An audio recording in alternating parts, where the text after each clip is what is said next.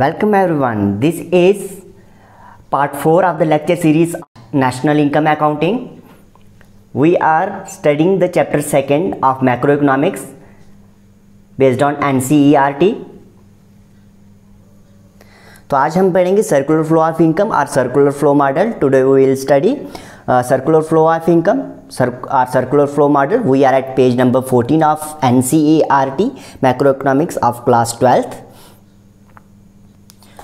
Now students, you have rough idea about how simple economy works from the previous discussion we have made. If you recall the previous lecture, you get an idea about how an simple economy works with no government, external trade and savings. You have seen, आपने देखा कि किस तरह से consumer goods and capital goods are produced in the economy. You have also seen the trade-off कि किस तरह से कैपिटल गुड्स अगर इकॉनमी में प्रोड्यूस ज़्यादा होंगी तो कंज्यूमर गुड्स की प्रोडक्शन को हमें कम करना पड़ेगा. फाइनल गुड्स के बारे में आप लोगों ने पढ़ा. फाइनल गुड्स में कंज्यूमर गुड्स आती हैं और कैपिटल गुड्स आती हैं. ठीक है, दो तरह की गुड्स आती हैं. तो कंज्यूमर गुड्स की अगर डिमांड एक इम्पॉर्टेंट फैक्टर है. कंज्यूमर गुड्स की डिमांड तभी होगी अगर कंज्यूमर्स के पास परचेजिंग पावर होगी. ठीक है, तो परचेजिंग पावर अगर कंज्यूमर के पास है तो उसकी डिमांड जो उसकी नीड है, ठीक है, तो उसको मार्केट रिकॉग्नाइज करेगी. नहीं तो उसकी नीड को मार्केट रिकॉग्नाइज करेगी ही नहीं और वो गुड प्रोड्यूस होगी ही नहीं. तो इस तरह से कंज्यूमर जो है डिमांड तभी कर सकता है अगर उसके पास परचेजिंग पावर है. ये आपने देखा.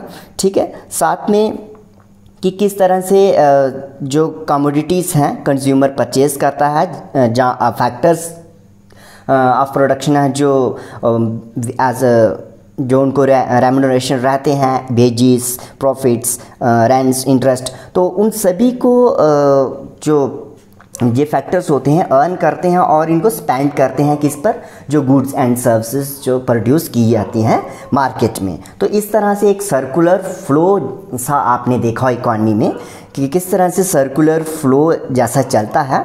तो इकॉनमी में कंज्यूमर गुड्स प्रोड्यूस होती हैं, कैपिटल गुड्स प्रोड्यूस होती हैं, किस तरह से उनकी डिमांड होती है, तो एक सर्कुलर फ्लो जैसा बनता दिखाई देता है.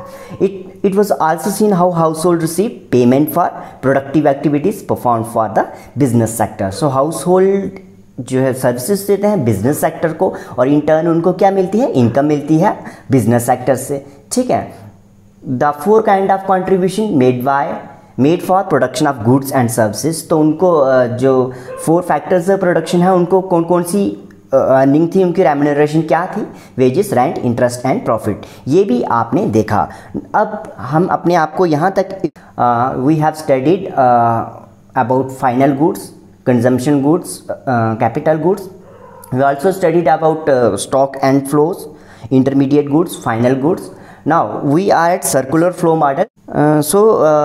इन your syllabus there is only 2 sector model. तो हम लेकिन आपको पता होना चाहिए कि 4 सेक्टर्स इकॉनमी में कौन कौन से रहते हैं. ठीक है, first is house hold sector जिसके बारे में आप पढ़ेंगे. Second is producer sector, business sector कहते हैं, बिजनेस सेक्टर भी कहते हैं, तो इसके बारे में भी आप पढ़ेंगे. थर्ड है गवर्नमेंट सेक्टर और फोर्थ है rest of the world sector जिसको एक्सटर्नल सेक्टर भी कहते हैं. इसमें एक्सपोर्ट इंपोर्ट सब आ जाता है. ठीक है, तो इकॉनमी में दरअसल 4 सेक्टर्स होते हैं जो एक दूसरे के साथ इंटरेक्ट करते हैं और इस तरह से सर्कुलर फ्लो चलता है इकॉनमी में.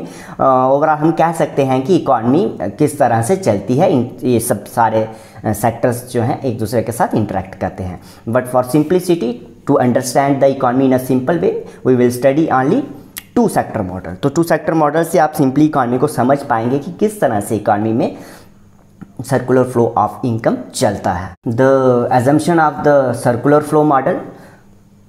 सर्कुलर फ्लो मॉडल पे आगे बढ़ने से पहले हम देखेंगे कौन कौन सी एजम्पशन है circular flow model. There are only 2 sectors in the economy, household sector and business sector. So in this model we are studying only household sector and business sector. Second assumption is closed economy. Closed economy means we are not interacting और dealing with exports and imports.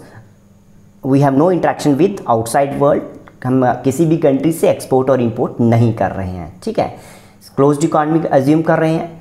Third is no government का कोई role नहीं है. ठीक है, जो भी role है मार्केट प्ले कर रही है.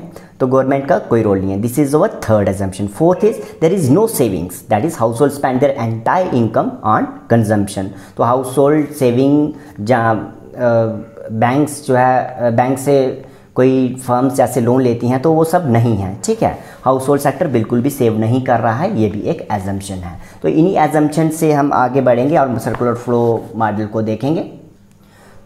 तो एक derivations from the circular flow model we will see किस तरह से सर्कुलर फ्लो मॉडल में किस तरह से सर्कुलर फ्लो चलता है। और आप देखेंगे कि aggregate consumption of households is equals to aggregate expenditure on goods and services by firms. तो फर्म्स जो गुड्स एंड सर्विसेज प्रोड्यूस करती हैं with the help of the factors of production, ठीक है। तो किस तरह से वो सारी गुड्स एंड सर्विसेज को कौन खरीद लेता है, हाउस होल्ड सेक्टर या सारे फैक्टर्स, ठीक है। तो इस तरह से जो भी प्रोड्यूस हो रहा है वो सारा कंज्यूम होता जा रहा है, ठीक है। सर्कुलर फ्लो मॉडल में there is no leakage in the system. Leakage meaning कोई सेविंग नहीं हो रही है इकॉनमी में, ठीक है। जितना प्रोड्यूस हो रहा है उतना कंजम्पशन भी होती जा रही है। तो इस तरह से हाउस होल्ड सेक्टर और बिजनेस सेक्टर के बीच circular flow of income and expenditure ये चल रहा है, ठीक है। Third is factor payments is equals to sales revenue is equals to aggregate consumption expenditure is equals to value of goods and services produced is equals to aggregate income। तो factor payments, ठीक है। Factor payments कौन सी होगी, जो उनको factor payments firms द्वारा दी जा रही हैं, रेंट, वेजेस, इंटरेस्ट, प्रॉफिट्स जो भी हैं, ठीक है, is equals to sales revenue. और जो भी फर्म्स फाइनल प्रोडक्ट प्रोड्यूस करती हैं और उसको सेल करके जितना रेवेन्यू आता है वो फैक्टर पेमेंट के इक्वल है, ठीक है। Is equals to aggregate consumption expenditure जो कि हाउस होल्ड सेक्टर जनरली करता है, is equals to value of goods and services produced, जो भी गुड्स एंड सर्विसेज फर्म्स ने प्रोड्यूस की उसकी वैल्यू के बराबर होगा, is equals to aggregate income, जो भी इकॉनमी में एग्रीगेट इनकम रहेगी उसके बराबर होगा। तो इस तरह से ये डिराइवेशन कुछ निकलती हैं सर्कुलर फ्लो मॉडल से। अब आगे बढ़ते हैं। Now this is your simple circular flow model. आप यहाँ पे साइड देख सकते हैं किस तरह से सर्कुलर फ्लो चल रहा है। This figure I have taken from your NCERT book.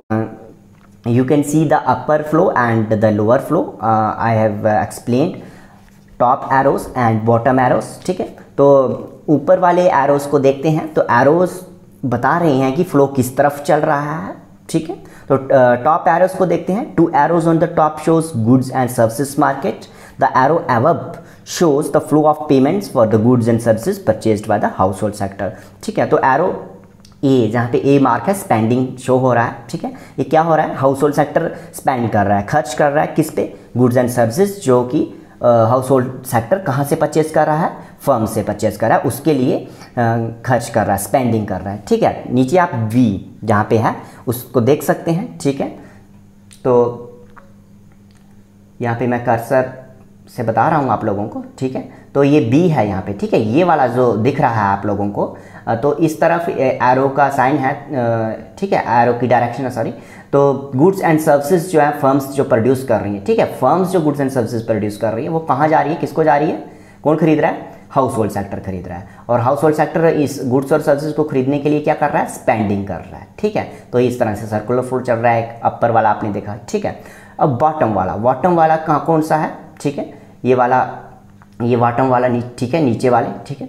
तो यहाँ पे लोअर मोस्ट एरो जो है, जो हाउस होल्ड सेक्टर क्या बता रहा है, services that the household are rendering to the firms. तो नीचे वाला एरो जो है ये क्या बता रहा है, ये वाला एरो जो कहाँ से आ रहा है, हाउस होल्ड की तरफ से आ रहा है फर्म्स को।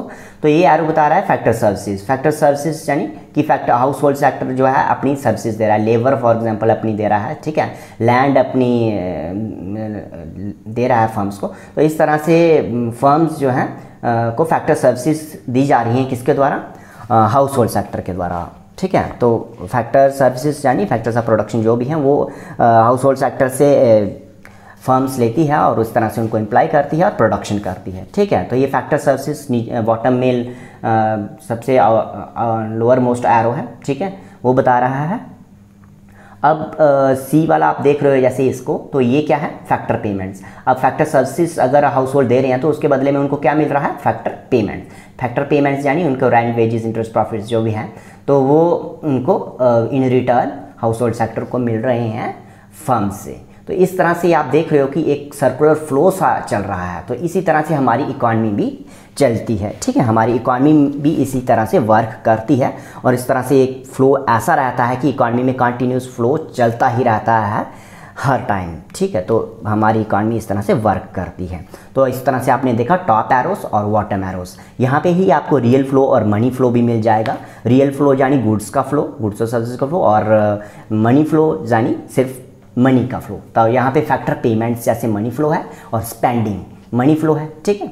और बाकी गुड्स एंड सर्विसेज का फ्लो और फैक्टर सर्विसेज का फ्लो ये रियल फ्लो में आता है। तो इस तरह से गुड्स रियल फ्लो और मनी फ्लो भी इसी डायग्राम से, इसी सर्कुलर फ्लो से आप देख सकते हैं।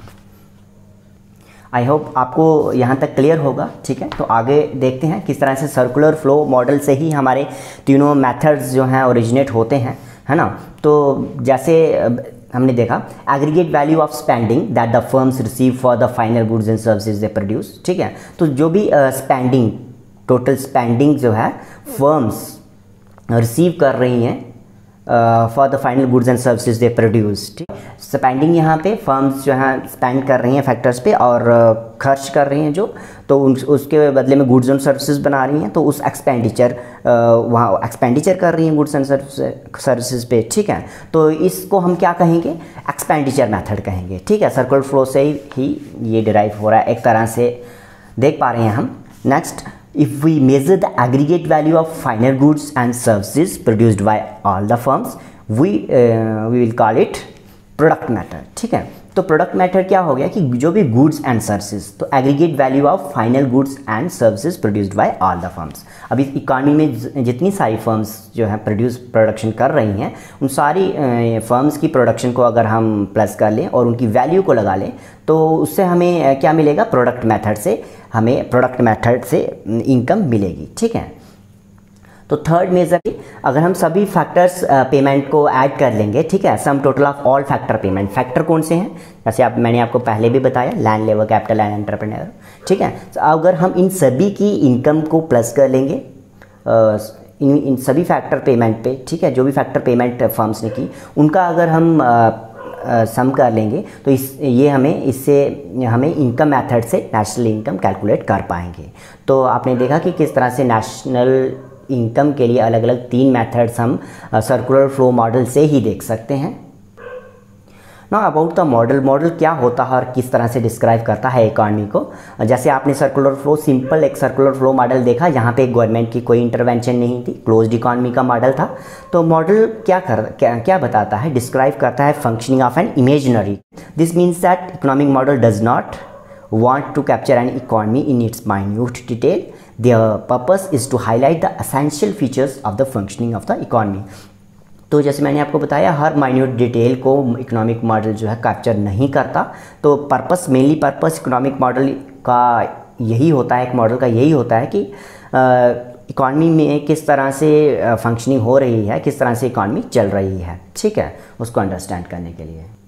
Now, if we introduce saving in the simple circular flow model, will it change the aggregate estimate of income of the economy? अगर हम सेविंग को इंक्लूड कर लें, हमने सेविंग को इंक्लूड नहीं किया था इस मॉडल में, लेकिन अगर हम सेविंग को इंक्लूड करना चाहें, क्या उससे हमारे जो एग्रीगेट एस्टिमेट होगा इनकम का, ठीक है, इकॉनमी की इनकम का एस्टिमेट होगा, क्या उसमें चेंज आएगा, ठीक है। तो हम ये देखेंगे कि जो बेशक सेविंग भी आ जाए, ठीक है, इकॉनमी में, तो कॉम्प्लिकेटेड, जितना भी इकोनॉमिक सिस्टम कॉम्प्लिकेटेड क्यों ना हो जाए, तो लेकिन फिर भी जो ये तीनों मेथड्स, जो एक्सपेंडिचर मेथड है, जब product method, value added method बोलते हैं जिसको, और इनकम मेथड है, इनसे फिर भी रिजल्ट्स जो हैं सेम ही आएंगे, ठीक है। No matter how complicated an economic system में be, the annual production of goods and services estimated through each of the 3 methods is the same. तो सभी मेथड से जो नेशनल इनकम हमारी आएगी वो बिल्कुल सेम ही होगी। तो अब हम आगे डिटेल में 3 मेथड्स जो है नेशनल इनकम को कैलकुलेट करने के लिए, उनके बारे में स्टडी करेंगे।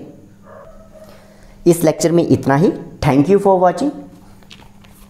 आप चैनल को सब्सक्राइब कर सकते हैं अगर आपको और भी लेक्चर्स चाहिए, ठीक है। मिलते हैं नेक्स्ट वीडियो में।